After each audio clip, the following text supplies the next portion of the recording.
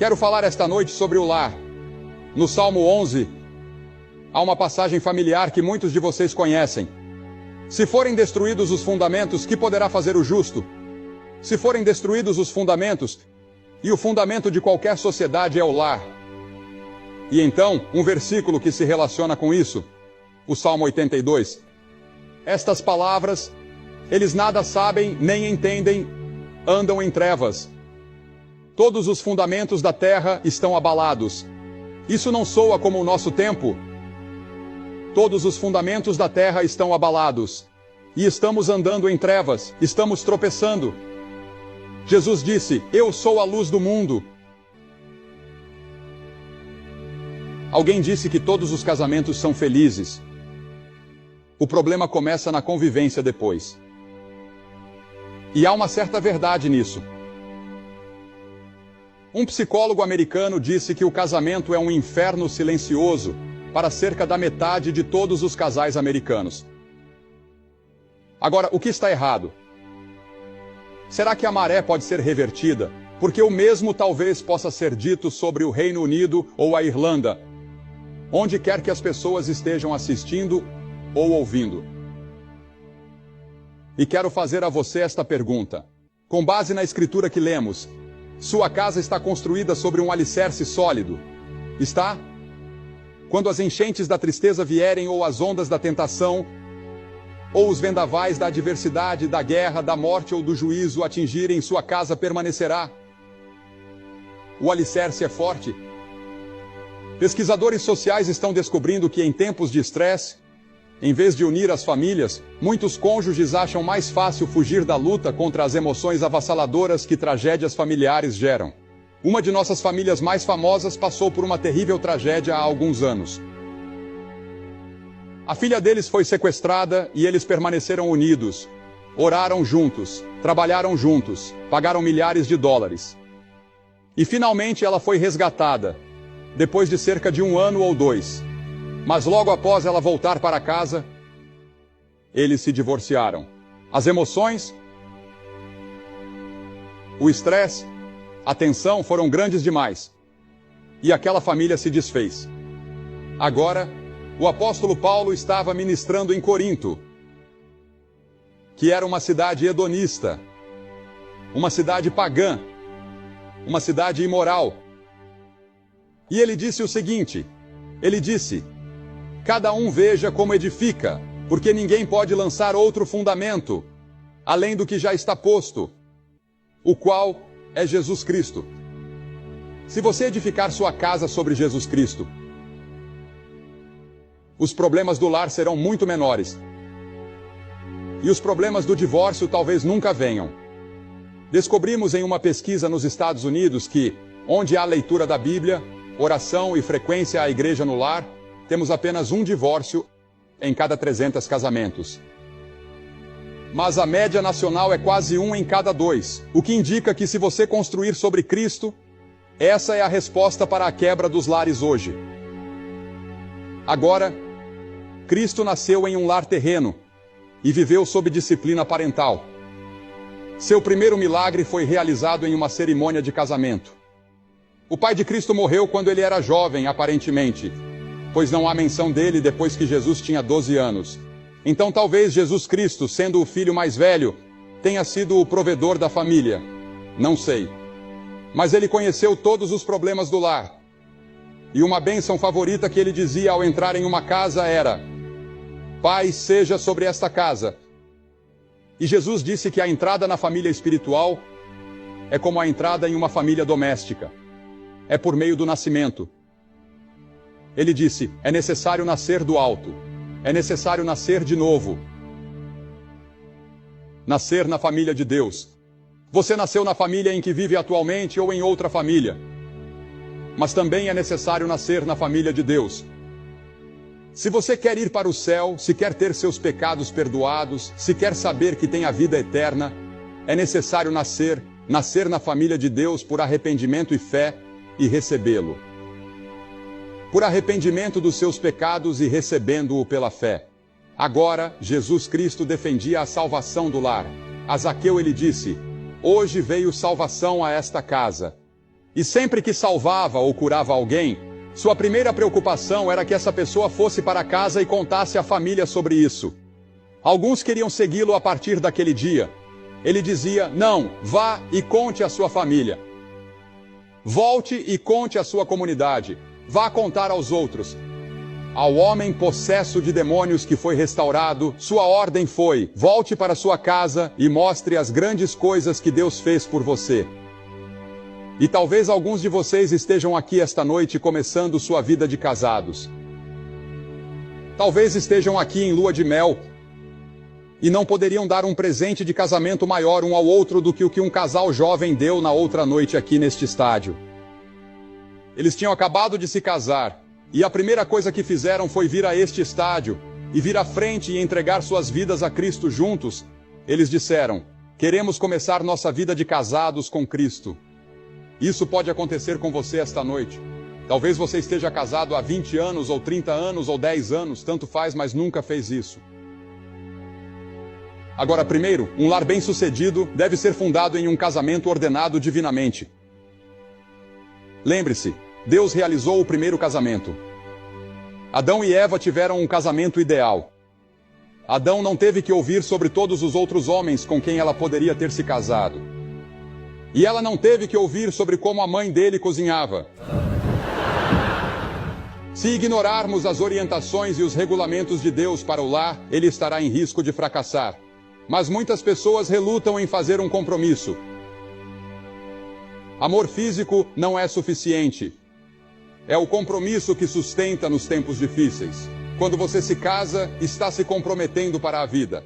É o compromisso que manteve Ruth e eu juntos, em tempos de estresse ou tensão ou dificuldade. Nunca pensamos em nos separar ou divorciar. Não importava qual fosse o problema. Talvez ela tenha pensado. Eu nunca pensei. Ela uma vez disse a alguém que pensou em assassinato, mas não em divórcio. Agora, outro alicerce em um lar e casamento bem-sucedido é o exercício espiritual. Oração, leitura da Bíblia, comunhão com outros crentes. Em Deuteronômio 6 está escrito: e estas palavras que hoje te ordeno estarão no teu coração, e as ensinarás diligentemente a teus filhos. Você agradece pelas refeições?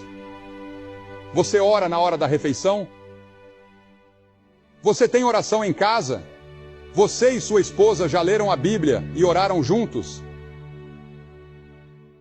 E então, em terceiro lugar, um lar bem-sucedido deve ser fundado em um marido e pai dedicado. Como já dissemos há pouco. Ouvi falar de um clérigo que, antes de ter filhos, escreveu um artigo sobre os 10 mandamentos para criar filhos. Depois que teve o primeiro filho, ele escreveu outro artigo e mudou o título. E ele escreveu 10 sugestões de como criar filhos. Depois do terceiro filho, escreveu 10 dicas sobre como criar filhos. Depois do quinto filho, ele não escreveu mais nada. Agora, eu costumava ser muito autoritário sobre como criar filhos, até termos 5. E deixei minha esposa assumir a partir daí. E ela fez um trabalho incrível. Deixe-me dizer, é uma grande responsabilidade. Quando um homem ama sua esposa como Cristo ama a igreja, é fácil para a esposa se submeter ao marido. A imagem aqui não é de um poderoso soberano sentado em seu trono e governando seus súditos com mão de ferro. É mais como um maestro em seu pódio regendo uma sinfonia, delicado, porém firme. Esse é o tipo de marido que você é? A Bíblia diz: vive alegremente com a esposa da tua juventude. Não diz: saia por aí e arrume uma mulher mais jovem. Diz: viva com a esposa da sua juventude. Aquela com quem você se casou quando era jovem. Seja fiel. Quantos homens, quando chegam aos 40 ou 50 ou 60 anos, querem provar sua virilidade e saem por aí atrás de alguma jovenzinha? Isso não é compromisso. Isso é pecado contra Deus.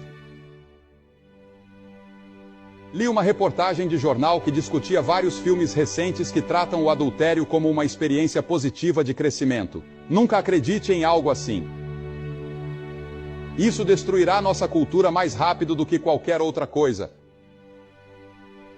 A Bíblia diz que a infidelidade é o caminho para o inferno. E então, em quarto lugar, um lar bem-sucedido deve ter uma esposa e mãe dedicada. Napoleão disse que a maior necessidade da França era de mães. Um dos vícios que está atingindo nossas esposas e mães hoje no mundo é o alcoolismo e as drogas. Veja, elas não têm a Cristo a quem recorrer. E quando você está criando filhos e é casada, você precisa de uma fonte, você precisa de ajuda. E isso vem de Deus, de um relacionamento com Deus. Assim como o marido, para ser o tipo certo de marido, precisa de Cristo, da mesma forma, para ser o tipo certo de esposa ou mãe, você precisa de Cristo. E muitas não têm a Cristo. Então recorrem a outra coisa em busca de ajuda. Um lar cristão tem uma esposa e mãe dedicada.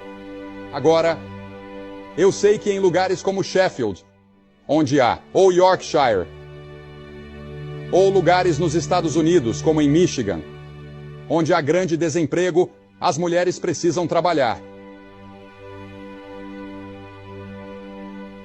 E quero elogiar vocês por ajudarem no lar e estarem dispostas a se sacrificar trabalhando para ajudar em casa durante tempos de depressão, ou recessão, ou falta de renda no lar.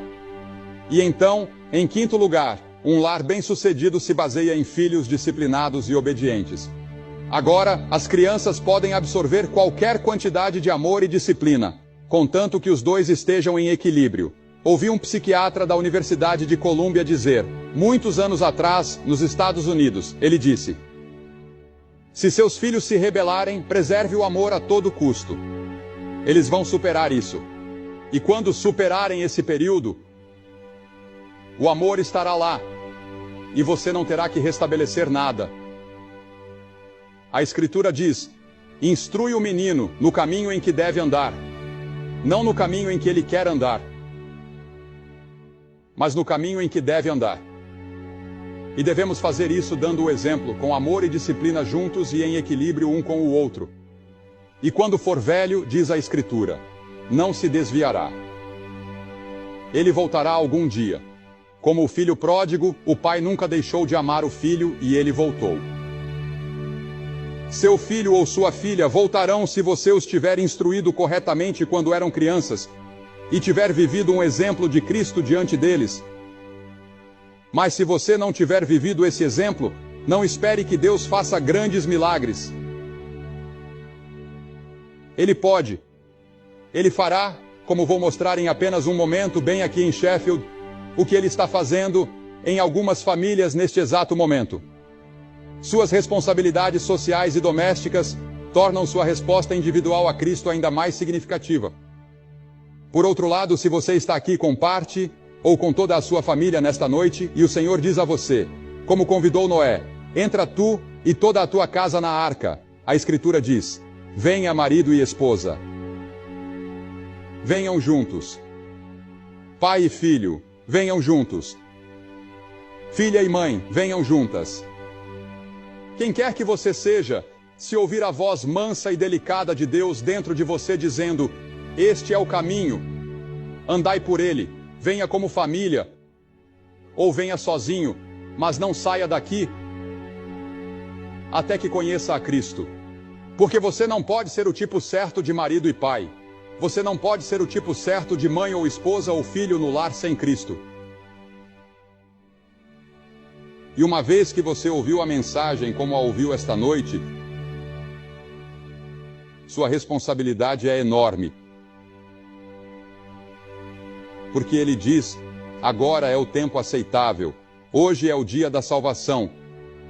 Aquele que endurece o coração, sendo muitas vezes repreendido, será quebrantado de repente, sem que haja cura.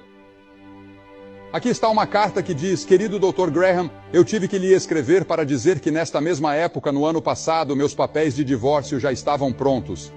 Meu marido era um mineiro em greve. A vida dos meus filhos estava em